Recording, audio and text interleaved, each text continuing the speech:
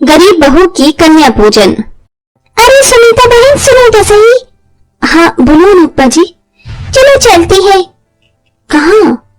अरे और कहाँ, नवरात्रि शुरू होने वाली है, साथ चलकर ही व्रत का सामान ले आती। सुमिता अपनी पड़ोसन की बात सुनकर दुखी सी हो गई। उसके पड़ोस में वो औरत अभी कुछ दिनों पहले ही रहने आई थी, जिसकी वजह से उसे सुमिता के घर के बारे में कुछ भी पता नहीं था। जैसे उसने सुमिता को अपने साथ चलने को बोला तो पीछे से एक मोहल्ले में ही रहने वाली औरत बोली, अरे बहना, तुम भी किससे जाने को बोल रही हो? इस बेचारी के घर तो बस 2 वक्त रोटी बन जाए, उसी में भगवान का एहसान है। इसके पास पैसे नहीं होंगे जो ये नवरात्रि का बढ़ती सामान खरीदे।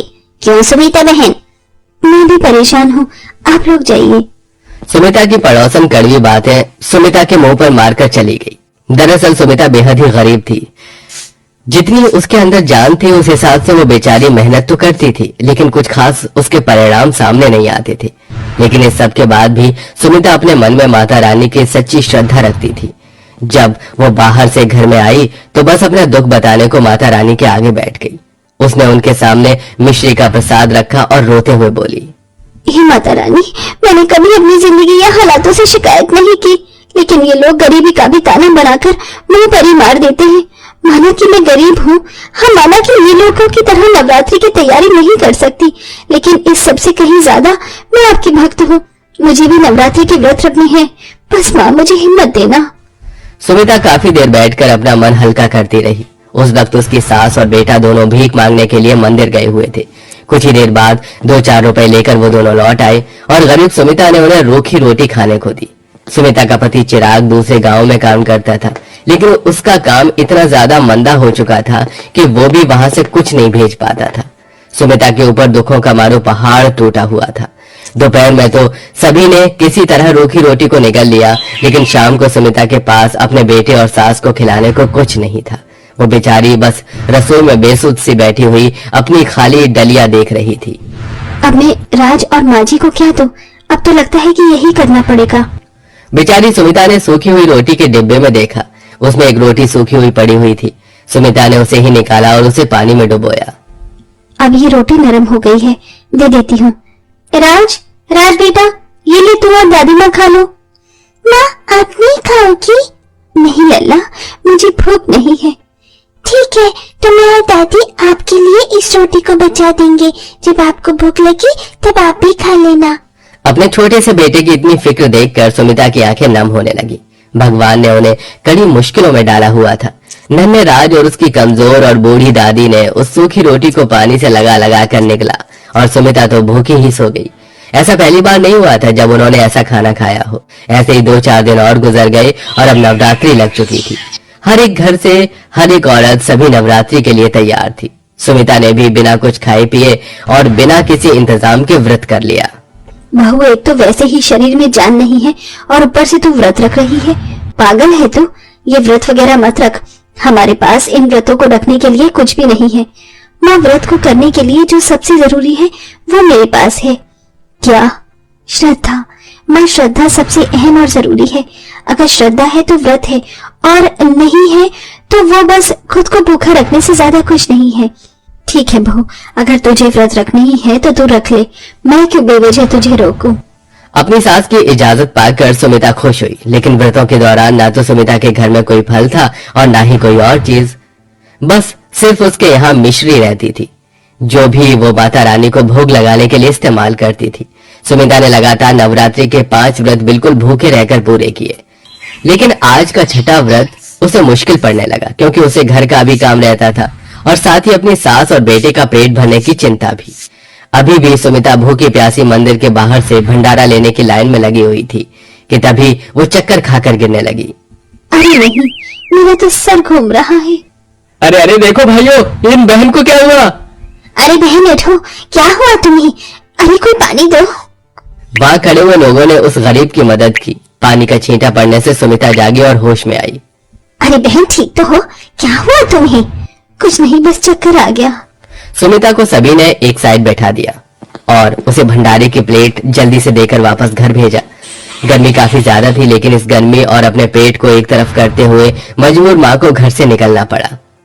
इसी तरह से परेशानियों में सुमिता की नवरात्रि गुजर गई और आज कन्या पूजन का दिन था। सुमिता का मन तो बहुत ज्यादा था कि वो भी कन्याओं को कुछ खिलाए, लेकिन उसके घर में तो अपने ही खाने के लाले थे। सुमिता माता रानी की तस्वीर के आगे बैठी हुई रो रही थी। माता रानी, जितना मैं कर सकती थी मैंने किया। मेरे बस में सिर्फ व्रत रखना था तो मैंने व्रत रखा, लेकिन अब इस नवरात्रि का अंत करने के लिए मेरे पास कन्याओं को खिलाने को कुछ भी नहीं है। मैं चाहकर भी कन्या पूजन नहीं कर सकती हूँ। माँ, तो मुझे माफ कर देना और मेरे नवरात्रि के व्रतों को मान लेना। सुमिता ने सच्ची श्रद्धा से अपना काम कर दिया था। कहते हैं ना, अगर इंसान अपनी तरफ से वो सब करे जितना कि वो कर सकता है, तो फिर नामुमकिन हालात में करिश्मे होते हैं। सुमिता के साथ भी करिश्मा हुआ। जब वो रो रही थी तभी माता रानी की तस्वीर बहुत ही ज्यादा सुंदर सुनहरी रोशनी में चमकी और स्वयं माँ दुर्गा ने सुमिता को दर्शन दिए। सुमिता, परेशान मत हो, मैं तुमसे नाराज नहीं हूँ, बल्कि बहुत खुश हूँ जो तुमने ऐसी जिंदगी जीकर भी कभी मेरा दामन नहीं छोड़ा।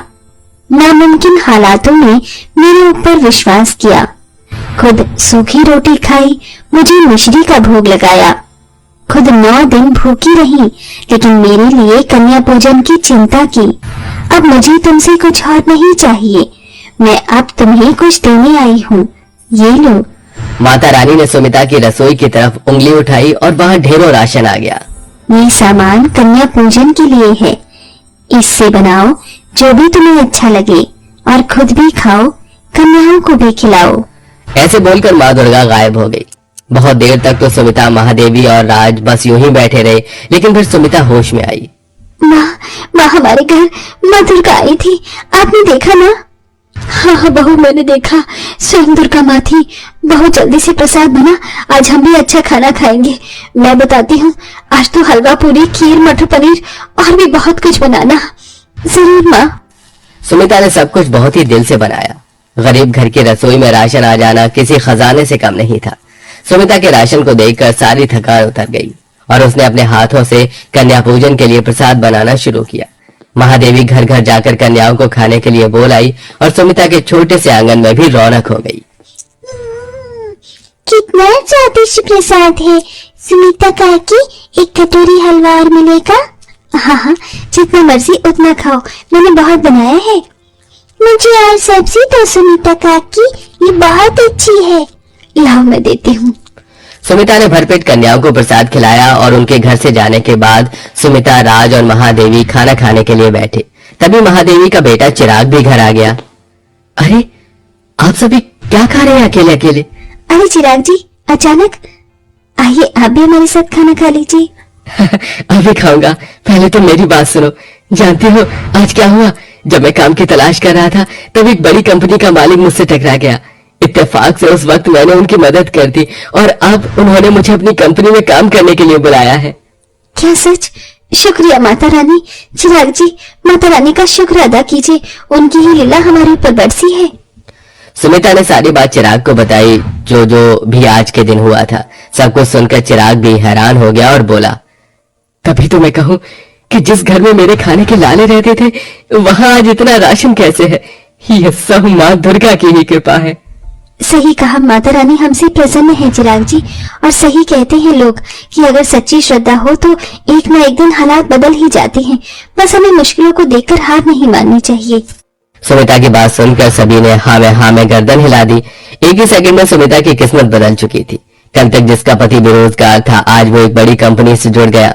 कल तक जिसके यहाँ खाने के भी लाले थे, उस औरत ने आज कन्या पूजन में 9 कन्याओं को भरपेट खाना खिलाया।